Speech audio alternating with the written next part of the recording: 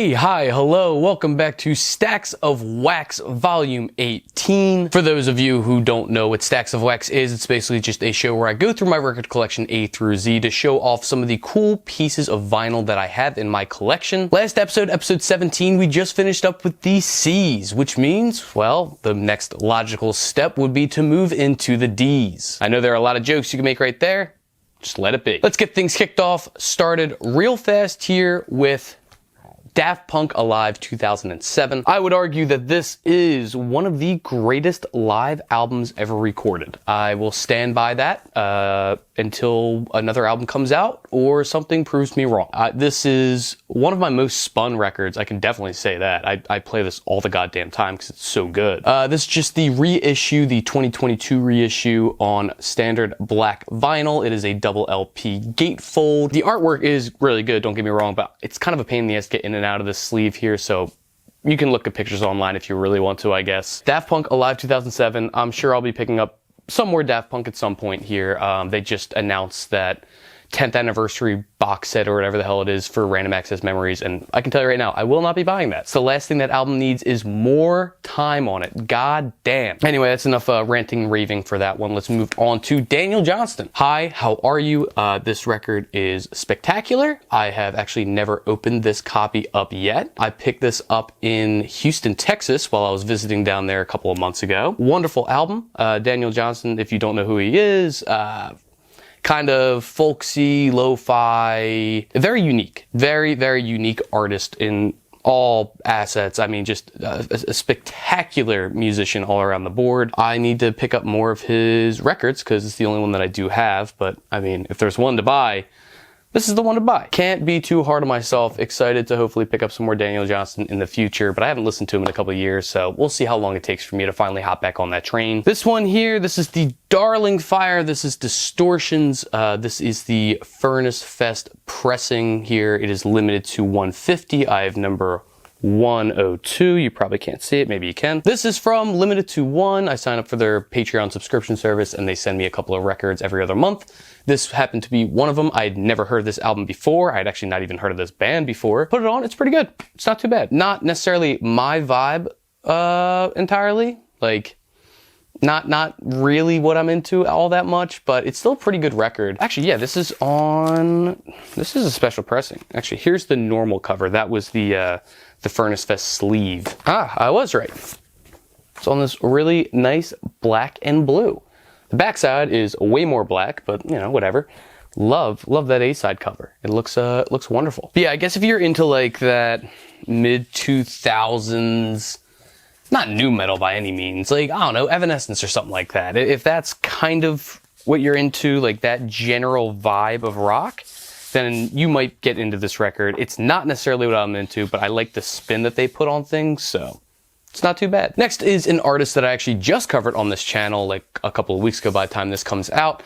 That'll be Dave Hause Kick. It sucks. I bought this, I think, the day after or 2 days after I filmed the video, so I couldn't even like use it as a prop, which stinks. This record's awesome. It's probably my favorite. No, I think it's not necessarily my favorite. I think it's the best Dave Hause album though, which I don't know if you can understand how I'm differentiating that, and if not, whatever. That's my own problem that I need to work through. But yeah, Kick is great. I mean, I, Saboteurs, Fireflies, really good record all around. Eclectic singer-songwriter kind of stuff here. I like how he branched out into different genres on this one. Go watch my video if you don't know who he is, because he's a really interesting character and definitely somebody who you should be listening to because he's awesome. Next up, we have an artist that needs no introduction. That would be Mr. David Bowie. We have Low.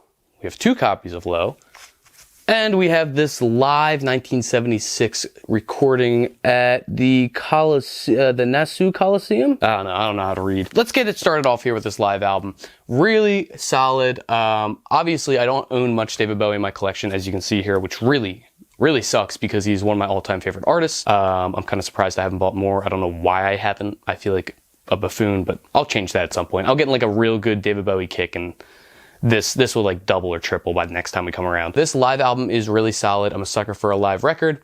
Once I saw it, knew I had to pick it up. A bunch of really good tracks on here. Station to Station, Suffragette City, Fame, Waiting for the Man, Life on Mars, 5 Years, Changes, Diamond Dogs, Rebel, god damn. Yeah, it's a pretty hefty mix here. It is a double LP. I believe it's officially pressed. I'm almost positive it is. And then here we have the 2 David Bowie lows. One of these is the what is it, the 45th anniversary of it? Whatever one came on the orange. I don't know which one it is. I guess I didn't save the hype sticker for the one. One of them that I bought a couple years back. And unfortunately, the beginning of the B-side on, I always forget how to pronounce it. Warsaw, however you pronounce it, I don't know. It skipped like crazy. It sounded like shit. And for a very atmospheric instrumental track, that is not the vibe at all. So I decided that once they came out with this special pressing, the anniversary edition or whatever it is, I would pick it up because I want a copy that sounds great. Because I love this album. It's one of my all-time favorite records. Like,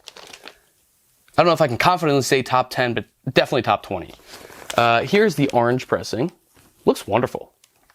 Really, really gorgeous color of orange they picked here. That is David Bowie's Low ×2. I'm not really a collector, I don't think, that like necessarily needs to have every pressing of every record or whatever. But I don't mind having multiples in some cases, especially if I have like a rare copy or if I bought like a really screwed up one, like the one that I have here. I don't know, it's nice. It's nice to have 2 copies, especially if one is rare and one is not, so you can play the one, not play the other, blah, blah, blah, blah, blah, whatever. I don't know, it's all personal preference. You do whatever the fuck you want. I don't care. Next is a record that came out last year. It was on my favorite 30 list, sorry. That would be Dazy's Out of Body. Fantastic mix of tunes here, man.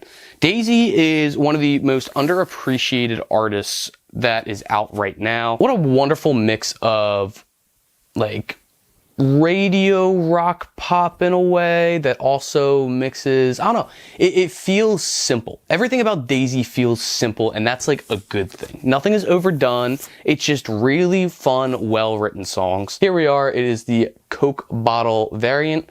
I believe they had another one that was a little more rare, but you'd like sign up to Lamo Records, which like, it was like a subscription service, and that was the only way to get into it. I'm like, fuck that, I'll just buy this.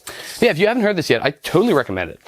It is a really good record. Really excited to see what Dazy has, you know, in store for the next couple of years. I know that they're big with Military Gun, who is another up-and-coming artist, so I think we'll be seeing a lot of Dazy in the near future, and I am more than excited to see that. Now, one issue with my buying habits is that sometimes I will pre-order something without ever hearing it, or buy something without ever hearing it, whatever it is, and it'll, you know, be added to my collection, especially if it is a pre-order. You know, I kind of forget about it, record comes out. Sometimes I just miss things and don't get around to listening to them and don't really realize it until it's too late, and that's kind of what happened right here with this Deadbody record, the Requiem. I mean, I don't know why I haven't listened to this yet. I love like all of the members and their other projects, but I guess I just never got around to spinning it. Man, what variant is this even? I don't know. All I know is these guys are hardcore and stuff like that. Holy fuck, that's a gorgeous record. Wow. Woo. Holy mackerel. I forgot that looked this good. Cool. Love it when a good plan comes together. Deadbody, hardcore. That's just about it. That's all you really know. It's hardcore punk. If you like that kind of stuff, then you should probably put this on. I know a lot of people were ranting and raving about it. Closed casket activities, they know what they're doing. Yeah, it's a hell of a pressing. That's pretty damn cool. I might finally spin this after I'm done recording. I don't know yet. Next up, we do have another classic. That would be Dead Kennedy's Fresh Fruit for Rotting Vegetables. This is a simple repress. I forget which year this is from. Doesn't really matter. There are like a million represses of this. Classic record. I don't know what else I need to say. Dead Kennedys are awesome. Jello Biafra is one of the coolest dudes in the entire world, in my opinion. I don't like everything that he does, but I think he's a rad motherfucker. I don't know what else I need to say. If you haven't heard this album, you were missing out. You screwed up. Stop screwing up and go listen to it now. Easy. Now here is a ripper of an album. Sunbather, Deafheaven, you know the record, probably, if you are like into the same realm of music that I am. Fuck, man. This album kicks ass. Kicks fucking ass. Up and down the street. All the time. Just like the Chef Boyardee can of kicking ass up and down. There it goes. Never stopping. This is the latest reissue that they did. I don't know officially when it came out. I kind of forget. This is kind of the one that they're continuing to repress, I guess. This comes on pink, like so. And then the other, since this is a double LP, Unfortunately not a gatefold, but it is die cut, which is cool. The other record is like neon yellow, which is kind of a rad pairing. I don't know. I personally would not have made that pick, but it kind of works, so I'm not complaining. If you are into heavy stuff and you do love giant riffs, atmospheric, fuck you, high kind of stuff, you should be checking out Sunbather by Deafheaven. It's a classic at this point. It's a classic. It's a bona fide classic. What else can I say? Now, here are two that you might not be aware of, and once I explain them a little bit more, I think you might potentially have a little bit of a connection to it. These are two records here from Death of Lovers. We have Buried Under a World of Roses, and we have The Acrobat. This is an EP. This is their only true LP that they ever put out. This is members of Nothing, a couple other bands in the area. So happy. I couldn't believe that I found this in a store, because I don't know, you don't see these too often. They weren't pressed all that much. I'm lucky because I am local to where Nothing is from, so we kind of have a little bit more of access to that. I love this EP. I think it's amazing. I wish more than anything that they put out more music. I would do a video on them in an instant if they did, but they haven't yet. It comes on this beautiful mix. Blue, green, yellow. Gorgeous. Very, very happy that I was able to find it and just snag it. I bought this on the same day that I bought Daft Punk Alive 2007. As soon as that dropped, I went to the record store and they had this sitting in the used section. I said, yoink. I think I'm going to start a war against really shitty outer sleeves. Because goddamn, I need to replace that. That sucks. That is not a good outer sleeve. Anywho, continuing, the other Death of Lovers record here, The Acrobat. What an amazing album.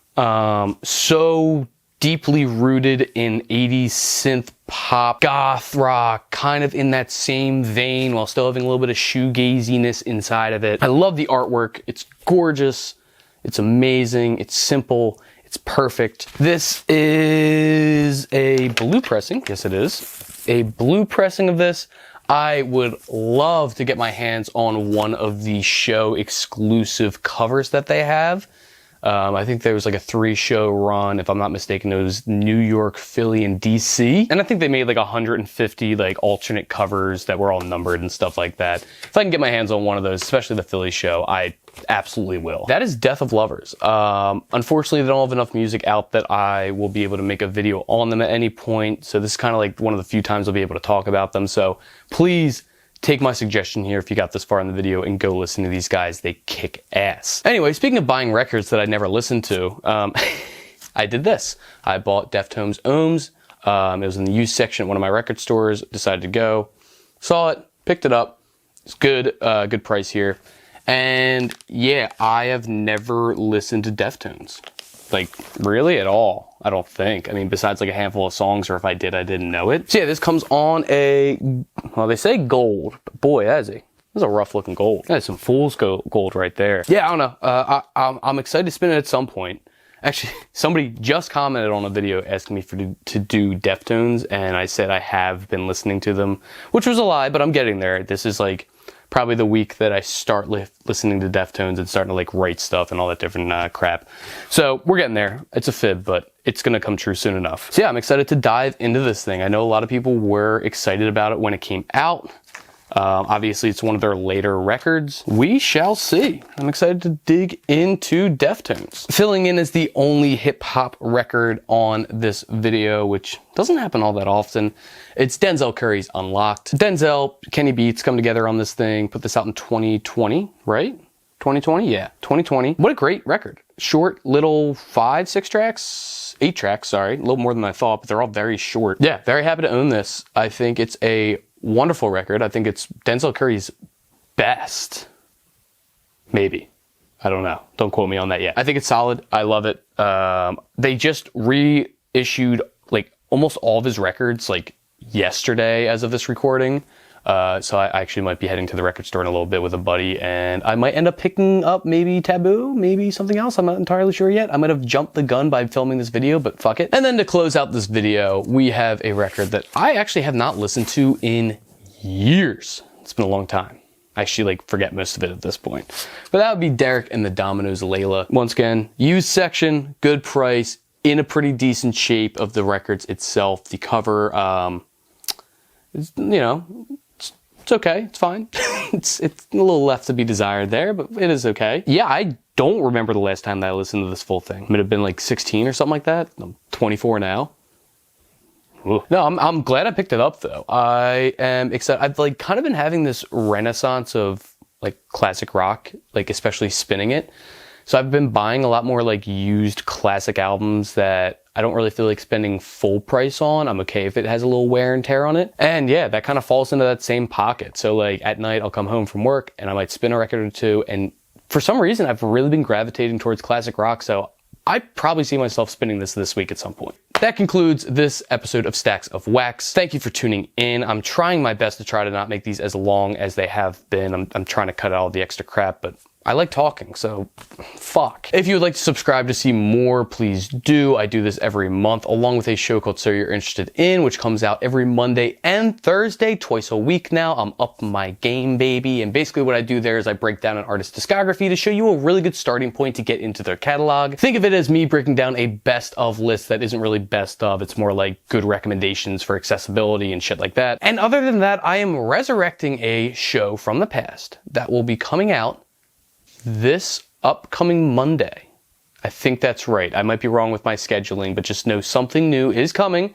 Very exciting. Hopefully it does well. We'll see. But yeah, like I said, subscribe. Head down to the comment section as well. Please do that. Let me know if you have any of these records. Maybe you have like a separate variant. Maybe you have something that I'm going to be like, fuck you. Why don't I own that? Why do you own that? Who are you to me? And yeah, that's about it. Just make sure to go out and support your local record store and your local artists in your area if you are able to. And until I see you next time, happy listening.